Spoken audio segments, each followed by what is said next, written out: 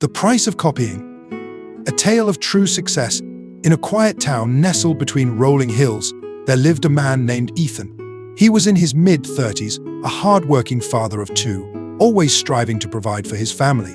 His wife, Olivia, a woman of great wisdom and patience, supported him through every challenge. Ethan had tried many businesses over the years, but success seemed to elude him at every turn. The reason? His clever and opportunistic neighbor, Mark, would copy his every move and somehow manage to attract more customers. If Ethan started selling fresh fruits from a small stall, Mark would set up a larger, more colorful one right beside him, offering the same fruits at slightly lower prices. If Ethan opened a cafe serving homemade pastries, Mark would open one across the street with a more extensive menu and flashier decorations. It seemed as though no matter how hard Ethan worked, or how innovative his ideas were, Mark would always find a way to outshine him, leaving Ethan struggling to make ends meet while Mark's businesses flourished. One evening in early spring, as Ethan sat on the porch of his modest home, his face etched with frustration and disappointment, Olivia joined him, carrying 2 cups of steaming tea. She noticed the familiar look of defeat in his eyes. "What's wrong?" she asked gently, though she already knew the answer. Ethan sighed deeply, taking the cup from her hands. "No matter what I do, Mark copies me and takes all my customers. I put my heart and soul into these businesses, and he just swoops in, replicates everything, and somehow does it better. I don't know what to do anymore." Olivia sat beside him in silence for a moment, watching the sunset paint the sky in hues of orange and pink. Then she turned to him with a thoughtful expression. "Why don't you try something different? Something no one else in town is doing. Something that requires skill and knowledge that can't be easily replicated." Her words sparked a glimmer of hope in Ethan's eyes. Perhaps she was right. Perhaps he needed to venture into uncharted territory, to create something unique that Mark couldn't simply copy overnight. Encouraged by his wife's wisdom, Ethan decided to take a new approach. After researching the local market, he noticed that no one was selling pumpkins, which were in season and highly sought after for various autumn festivals approaching. The next morning he drove to a neighboring farm, bought a cart full of fresh, ripe pumpkins, and set up a stall in the town square. Standing proudly behind his colorful display, Ethan called out to passers-by sweet, juicy pumpkins for sale, the best in town, perfect for pies, soups, and decorations. His enthusiasm was contagious, and soon a crowd gathered around his stall. The pumpkins were large, fresh, and reasonably priced, and customers flocked to buy them. By midday, Ethan had sold half his inventory, and by evening, he had made more profit than he had in weeks from his previous ventures. That evening, Ethan returned home with a spring in his step and a smile that hadn't graced his face in months. He proudly presented Olivia with the day's earnings, his eyes shining with renewed hope and determination. "You were right," he said, embracing her.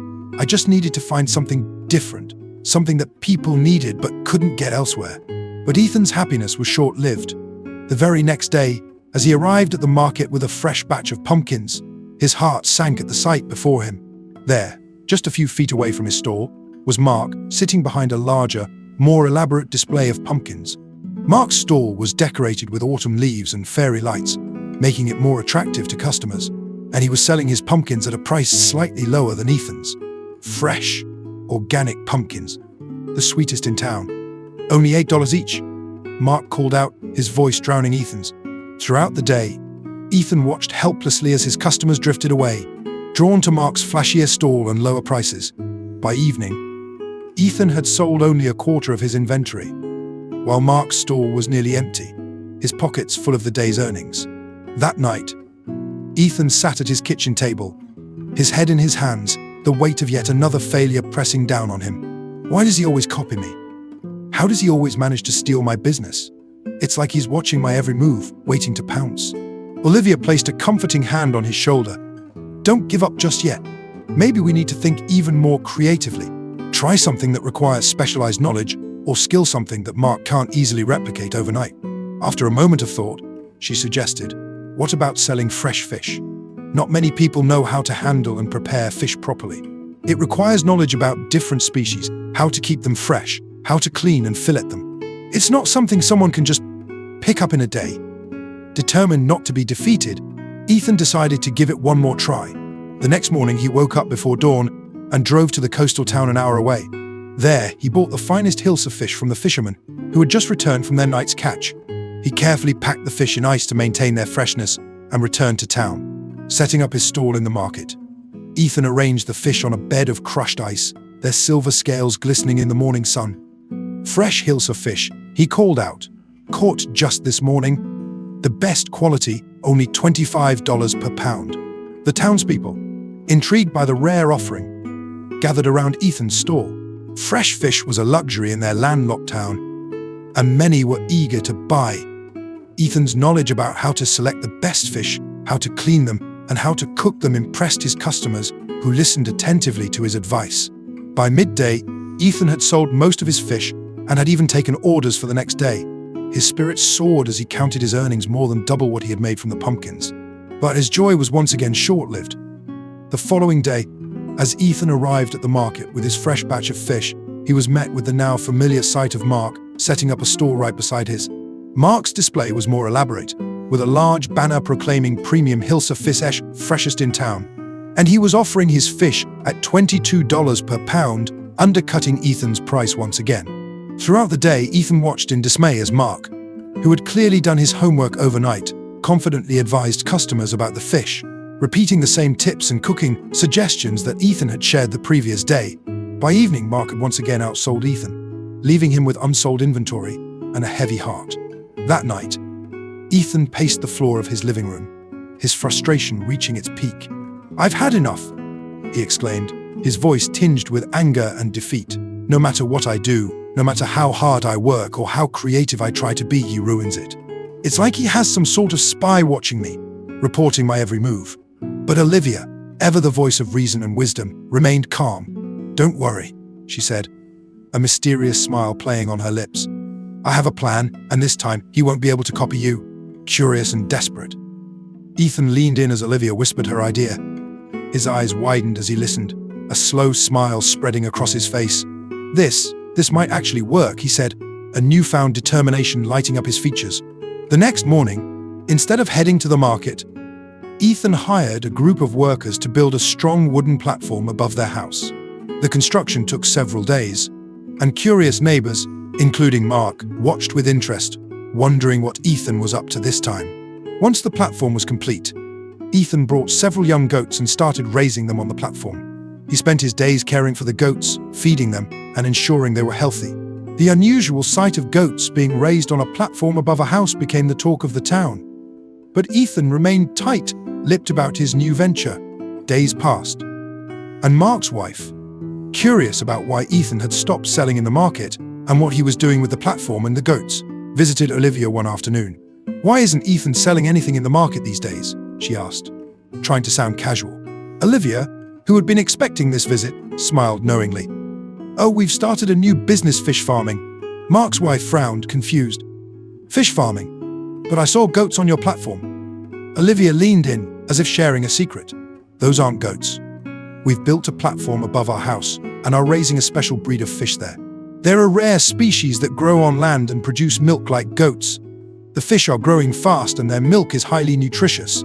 Soon we'll sell them and make a fortune, but please don't tell anyone. It's a family secret." Mark's wife, her eyes wide with disbelief and excitement, hurried home to share this incredible news with her husband.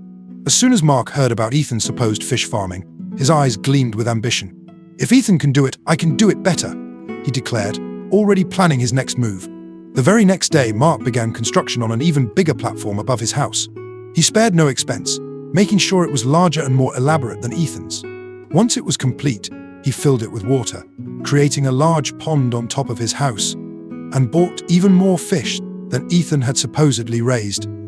"Soon I'll have the largest fish farm in town," Mark boasted to his neighbors. "My fish will produce more milk than Ethan's, and I'll sell it at a lower price."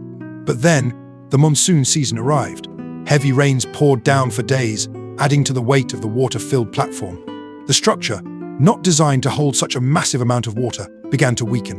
One night, as Mark and his family slept soundly, a loud crack echoed through the town. Mark jolted awake to find his platform collapsing. The water from his makeshift pond crashed down through his roof, flooding his house. Panicked, he and his wife scrambled to save what they could, but it was too late. The water had damaged most of their belongings, and parts of their house were in ruins. The next morning, a drenched and humiliated Mark stood in front of Ethan's house, his clothes still wet, his face a picture of defeat and embarrassment. Ethan stood at his door, arms crossed, a knowing smile on his face. "Copying someone isn't as easy as it looks, is it?" Ethan said, his voice calm but firm. "Now, face the consequences of your own actions. You were so focused on copying me that you never stopped to think, to question, to understand." Mark lowered his head, unable to meet Ethan's gaze. You tricked me," he mumbled. "No," Ethan corrected him. "I outsmarted you. I never said I was raising fish.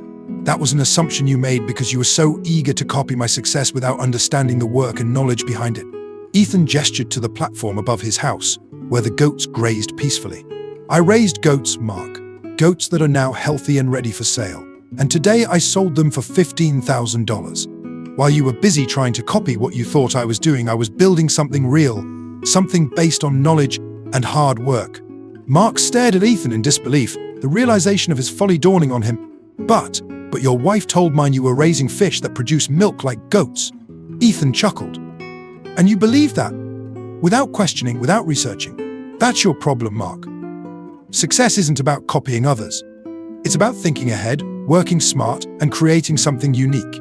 It's about understanding the market, knowing your strengths, and building on them." From that day on, Mark learned a valuable lesson. He realized that true success doesn't come from imitating others or taking shortcuts. It comes from originality, hard work, and strategic thinking. He apologized to Ethan for his years of copying and undercutting, and with time, the two men even became friends, often sharing business advice and supporting each other's ventures. As for Ethan, his goat farming business thrived. He expanded it, adding more platforms and more goats, and soon became known throughout the region for his high-quality goat milk and cheese. His success was not just financial but also personal, as he had finally found his unique path and the confidence to walk it without fear of being copied. The story of Ethan and Mark spread throughout the town and beyond, becoming a cautionary tale about the price of copying and the value of originality. People would often say, "Remember Ethan and Mark before you try to copy someone else's success," reminding themselves and others that true success comes from within, from one's own ideas, efforts, and perseverance. In the end, Ethan's journey teaches us a profound lesson. In a world where imitation often seems like the easiest path to success, it's the original thinkers, the innovators, and the hard workers who truly thrive. Success isn't about replicating what others have done, it's about creating something unique, something that reflects your own vision, skills, and passion. So the next time you're tempted to copy someone else's path to success, remember Ethan and Mark. Remember that true success comes not from imitation but from innovation, not from copying but from creating, not from following others' footsteps but from blazing your own trail. Ethan faced repeated failures because Mark kept imitating his ideas. But when Ethan stopped trying to compete and started thinking smart, he finally succeeded. The key to lasting success is not in copying others, but in finding your own unique strengths and using them wisely. Blindly imitating someone else may bring short-term wins, but true success comes from understanding your own potential, doing your research, and making strategic moves. If you want to stay ahead in life, remember this: hard work alone isn't enough. Work smart, be original, and never let someone else's success define yours. Because at the end of the day, the most satisfying success is the one you build with your own hands, your own mind, and your own heart.